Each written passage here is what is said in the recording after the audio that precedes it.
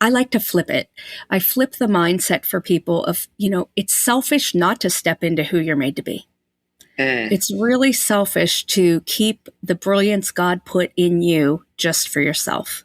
Mm-hmm. Like if he gave you a gift and you use it and steward it well, he's the one responsible for the increase. He's the one responsible for the outcome. He's the one responsible for the results. You're just responsible for the stewardship. What's going on, pursuers? Welcome to The Pursuit of Calling, the podcast that provides you with the strategies and tools needed to successfully discover and pursue your calling. Whether it's through inspiring stories, thought-provoking interviews, or quick, insightful episodes on personal growth and development, we've got you covered. I'm your host, Thomas Carney. Enjoy the episode.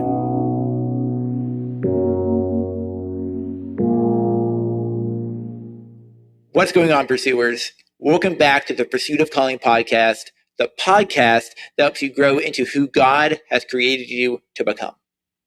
Today, I'm joined with Michelle Croyle, a licensed professional counselor and EMDR certified trauma therapist based here in the Pittsburgh area. She works primarily with Christian women navigating anxiety, trauma, grief, and deep emotional wounds, helping them process what's beneath the surface and move toward real healing. Her work focuses on how past experiences shape the beliefs we carry about ourselves and how those beliefs can quietly hold us back from stepping into the life and calling we feel God leading us toward. Today, we're talking about how those internal patterns form why they feel so real and what it feels and what it actually looks like to begin healing and moving forward in freedom. So, Michelle, thank you for joining us in this conversation today. And can you introduce yourself and say who you are, what you do, and what got you started in working as a trauma therapist? Yeah. So I'm Michelle Croyle. I am in private practice since 2016. And as I was working towards my licensure hours, I found that I was gravitating towards people who were in the deepest throes of hurt, not just surface level things like how should I do this? Should I break up with somebody? Or what should I do for a career? But more the stuff that was deep in their nervous system that they couldn't quite shake. And so that's when I went down the rabbit hole with EMDR, which stands for eye movement desensitization and reprocessing. And it helps people to move their trauma from their system so that they can then have positive beliefs instead about the experiences that previously troubled them. So there's a whole lot more there. I won't go to it. That's just a very, very simplistic part. On the personal side, I love Jesus. I love my husband. I love my 3 kids and their people and my 2 dogs and just hanging out. Awesome. You said, so I know that you work mainly with women or purely with women. Well, I do some, I do see some men, but yeah, my specialty is women just because it's an easy fit. Right. But obviously what you talk about, like you said, all this stuff is beneficial for men too, even though even on your website, it's talking about women and all these things, but everything you talk about, obviously is universal. So at what point did you realize that internal beliefs like fear, doubt, and identity were actually one of those biggest barriers for people stepping into their calling? Yeah. So I realized that as a teenager, I would hear people talk and I'd think, why are they putting an invisible layer on top of themselves as if they can't get past that, glass ceiling? And that's not just women, that, men too. And it's I'll just settle for this life. And so I started kind of questioning why people would settle for less than the best. I just didn't understand it. I remember wishing someone, they were going to work and I said, oh, have fun at work. And they're like, yeah, I'm going to have fun at work. And I remember being 16 and thinking, then why are you wasting your life there?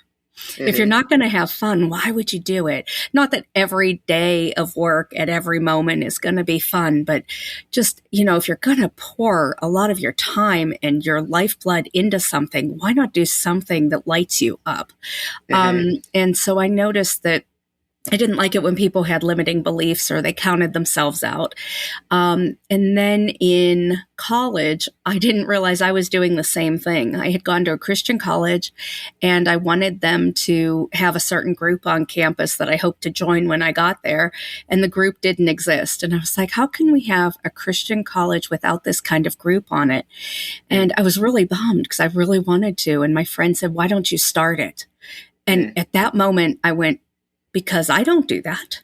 That's not in my mindset. We don't start things. We go along with the flow. We're just the not wave makers. And I realized I was putting myself in that box. And I did. I prayed and I took steps, and that group existed for many years on the campus. But that was the first taste as an adult of being able to go further than my mindset would have told me I could. And so I like other people to be able to do that too. No, that's really good. Whenever I think of that, I mean, I think of, not to pat myself on the back, but I just think of what the season I'm in right now. As a lot of my listeners know, I that I was a mobile app developer and web developer for 8.5 years. And I was in that position where I didn't necessarily hate what I did, but I also wasn't finding it fulfilling. It wasn't something. So like, I was in that moment where I was like, I knew that I was made to do something more than where I was. Yeah. I knew there was something. I knew that, and I kind of knew what that thing was too. I think that, and I just kept going back and forth. It's like, do I make the jump or don't I make the jump? Do I buy a house or do I quit my job? And I obviously I quit my job, but for those who don't know that, but I don't know, there's like that, like you talked about settling. Yeah. Like you're settling for like people settle for less than their best. People settle for less than what God is calling them for. So whenever you were seeing some people settle, what were like the patterns you started to notice? A lot of it is the fear-based pattern that they might not call fear, but basically it is. It's kind of the same thing that people do when they're looking for a mate, right? Oh, I want to get married, or I want somebody. I don't want to be alone. It's like, it's so much better to be alone and happy than with somebody that you're going to be miserable with for the rest of your life, sharing kids with. And they would compromise. And then I've seen them on my counseling couch and it doesn't go well. And, because they're looking for the wrong things. They're looking to not have loneliness when they should be looking for somebody worthy of spending a life with them. Same thing with career, right? You can't just say, okay, I do it for the money, unless you're completely one-dimensional and you're only doing it for that reason alone. I mean, it's important, but there are other things to it. Don't just do it for the superficial reason of, okay, money and fulfillment, money and, like, people often go extremes. I can have this, but I can't have this, or it can look this way, but it can't look this way. And I often tell people to go for the both and. Like, why are you settling? Why not have it all? And I don't mean that, life is just this huge candy store, but I mean, it's a lot more of a huge candy store with the Lord than it isn't. And I think people just don't see the Lord that way. But he said pressed down, shaken together, running over. He has greater things for us, more abundant than we can ask, think, or imagine. And I think people live incredibly, sadly, below what they're capable of doing. And you think that's mainly because of fear? I think a lot of it is fear. I think it's fear. I think it's lack of confidence. I think it's comfort, not wanting to do the uncomfortable thing or the scary thing, not wanting to take a chance because what if they fail, or what will people think, or, will someone get mad at them, or do they have a right to step into that space? And really, I like to flip it. I flip the mindset for people of, it's selfish not to step into who you're made to be. It's really selfish to keep the brilliance God put in you just for yourself. Like if he gave you a gift and you use it and steward it well, he's the one responsible for the increase. He's the one responsible for the outcome. He's the one responsible for the results. You're just responsible for the stewardship. Mm. And if you give that as an offering to him, you can't outgive God. Mm.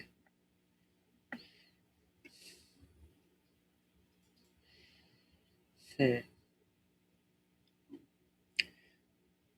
Can't outgive God. I didn't mean to make you speechless. Oh no, you're good.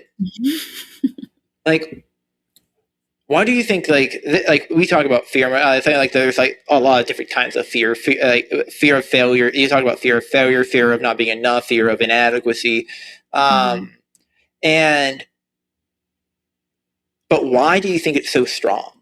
Why do you think? Good. So that we can survive. We can survive, right? We're made to be community beings. That's a God-given thing. But community is iron sharpens iron. Community is, there's not a less than person. Every part of the body, the Bible says, is important, right? And we tend to be put into those silos very early as kids. Traditional school, okay, do you get good grades or not? Are you athletic or not? Are you, at this school or not? And so everything starts to be a competition where we think we have to outdo the other person or else they outdo us. And then how do we still be included, have friends, not get in trouble? A lot of times the most creative people are the ones that are most talkative, because that's what they're made to be. And people are trying to stifle them and say, be quiet, don't talk to your neighbor, whatever. And that's exactly what they should be doing. They have to listen, but they can be encouraged in the way they should go. And that's really what, that scripture about, guide them in the way they should go. And when they're old, they won't depart from it. It's a direction. It's a leadership. It's a stewardship, that you can do that with kids, but oftentimes we're not raised like that. We're raised to compare to your brother or your sister or the friend next door, or, you can't do that. You're not as good as so-and-so, or who do you think you are? All of that junk is put on kids way before they can think for themselves. And then they start to feel like it's set in stone, and it never was what God intended. So then how can we start, if this isn't what God intended, how can we start breaking down these beliefs? What are the, not just mentally, but practically, what can we be doing? Yeah. Well, the first thing is to catch what you're saying to yourself. So that is mentally, but it's also very practically, whatever you say whatever comes out of your mouth, whatever you hear yourself saying, just kind of question it and see, is it good, pure, lovely, or true, right? Is it actually telling you the truth, or is it telling you an opinion? Is it telling you something subjective? So if you're thinking something about yourself and it has any of these words in it, should, shouldn't, could, can, can't, always, never, allowed, not allowed, any of those types of things, that's just potential red flags. Doesn't mean it is, but it's something to look for, because if you can find those words, then you can correct them and say something more balanced, something that's again, the both and rather than the either or. So I might not be the best at baseball, but I can practice, and there won't be anybody who's going to practice harder than I will. Right. Yeah. Then it becomes about what you can do rather than what you can't do. So focus on what you can do rather than what you can't do. Focus on what you can control rather than what you can't control. You can't control other people's opinions. You can't control the shoulds that other people have for you, and you don't need to. You're unique. So you just decide inside yourself that you're going to be your own uniqueness. And when people own their genius, own what makes you unique.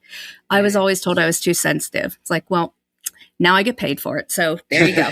I was too sensitive and talked too much. There you go. I found the perfect career. Oh, and that I was also nosy. You know, in Pittsburgh, we say nebby. I'm like, Mm-hmm. yeah, I'm nebby because I want to know the story because I care about people. And now I get to be nebby and I get to encourage people and I get to love on them and help them to heal. And so whatever those things are, even if they were meant for bad, even if someone was putting you down when they said that, Mm-hmm. turn it around because the opposite extreme is probably your strength. Mm. I want to go back for a quick second. And there's a couple things in my head right now.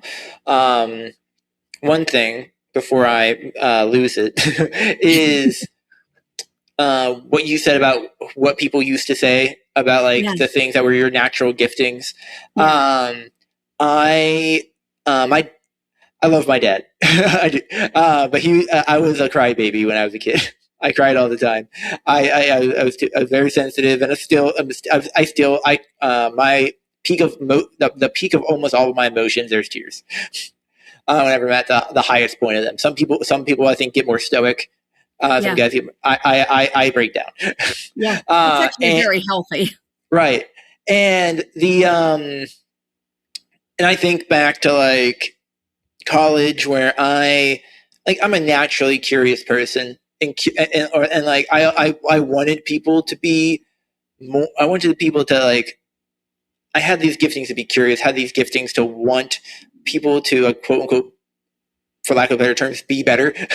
But I didn't have the skills to. I didn't have the skills to actually utilize that well. So a lot of the times I just told people they were being dumb. or like if I was curious, I was really good at asking questions.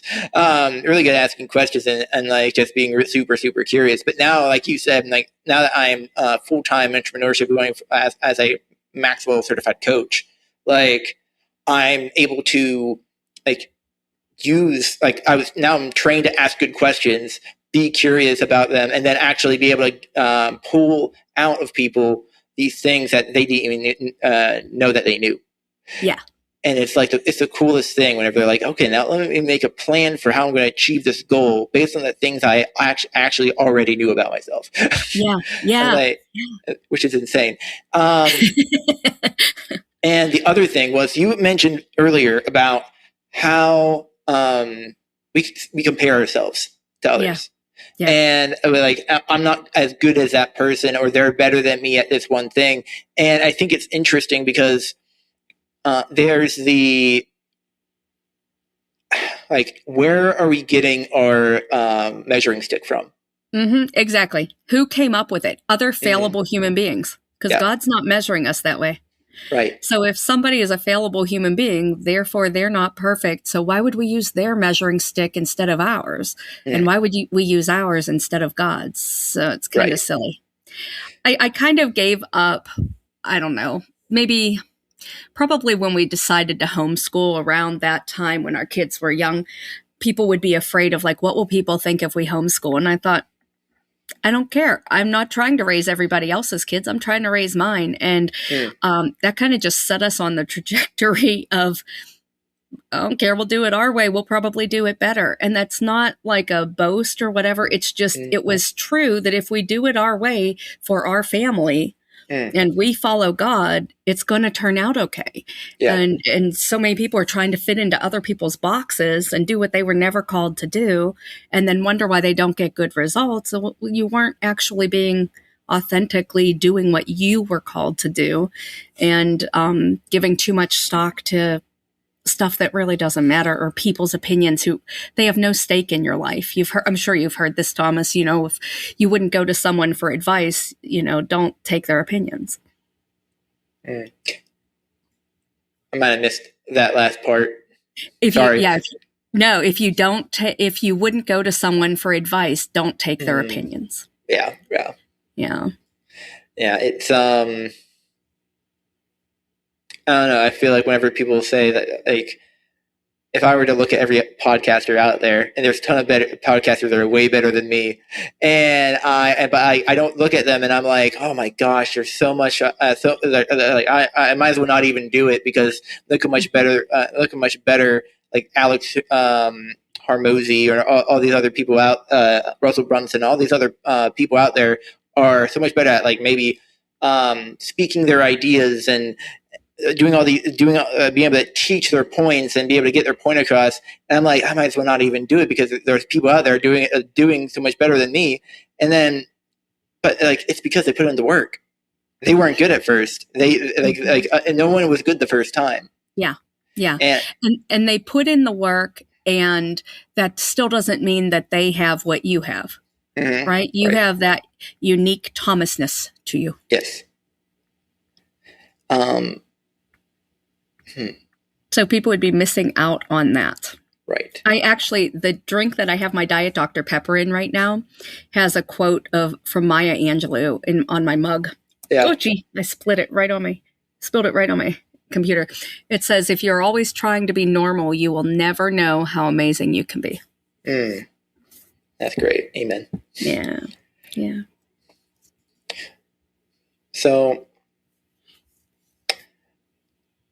I have a few questions I want to ask more, but there's,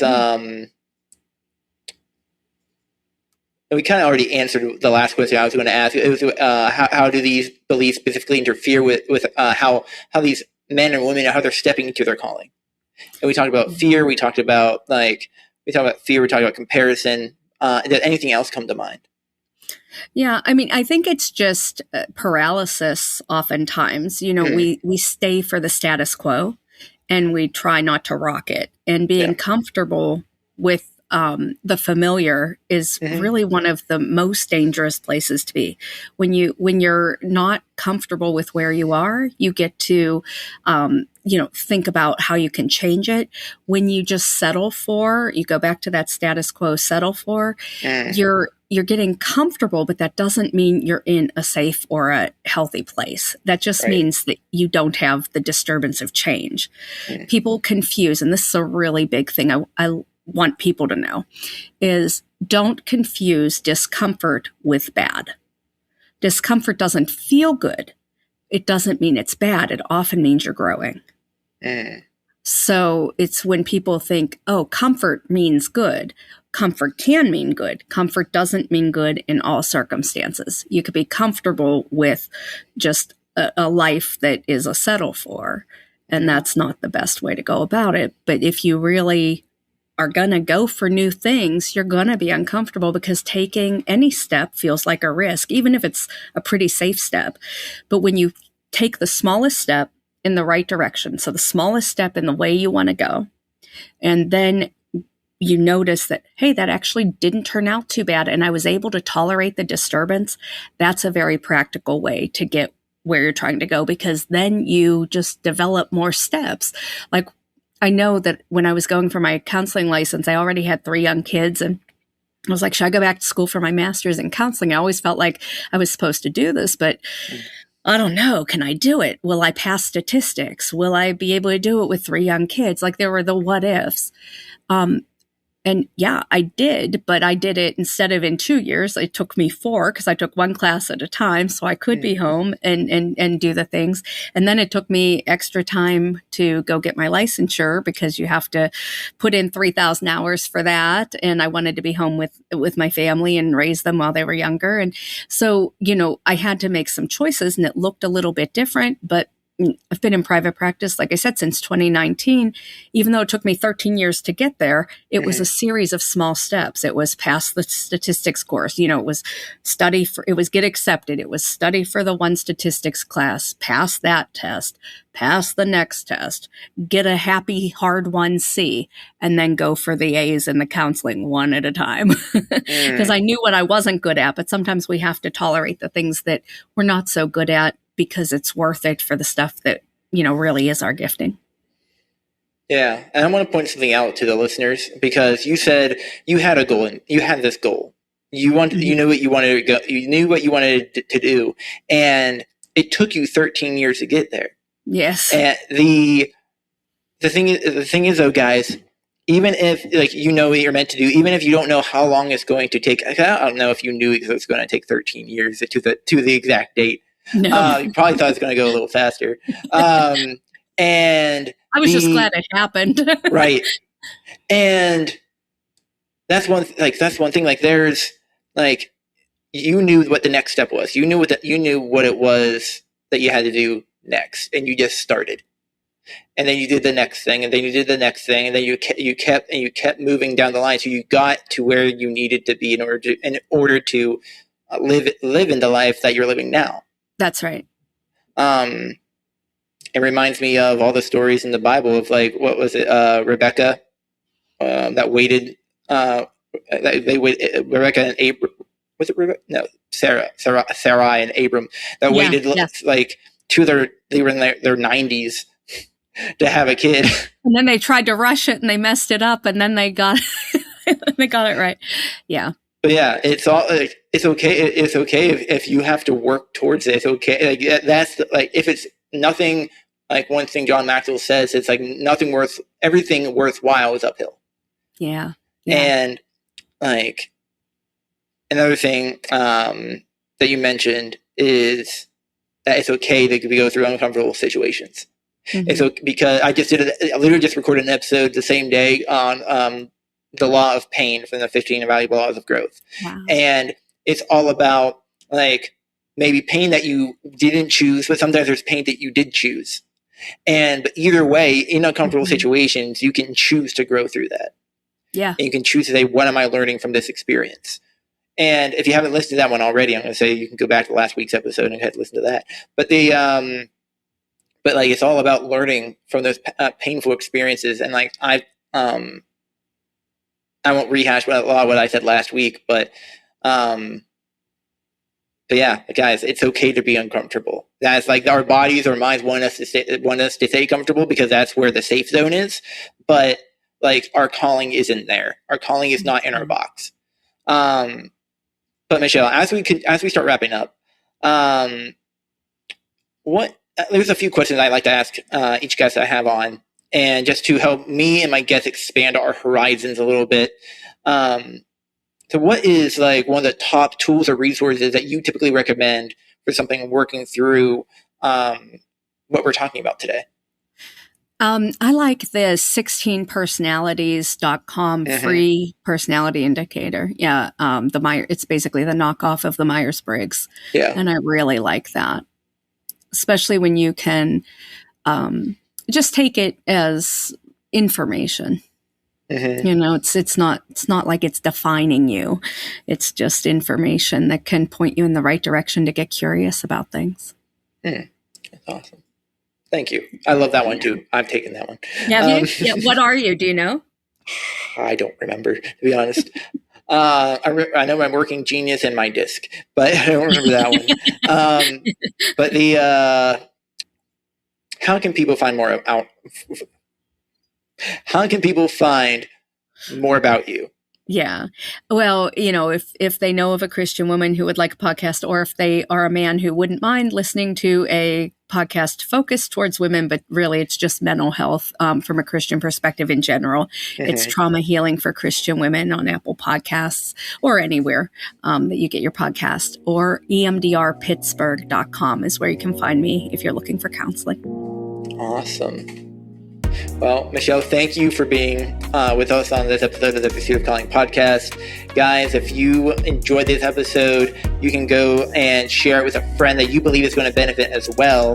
Don't forget to also like on YouTube, subscribe, give this episode a review and a star rating on Apple Podcasts and on Spotify. It really helps other people find this podcast so that we can reach more people and benefit more lives.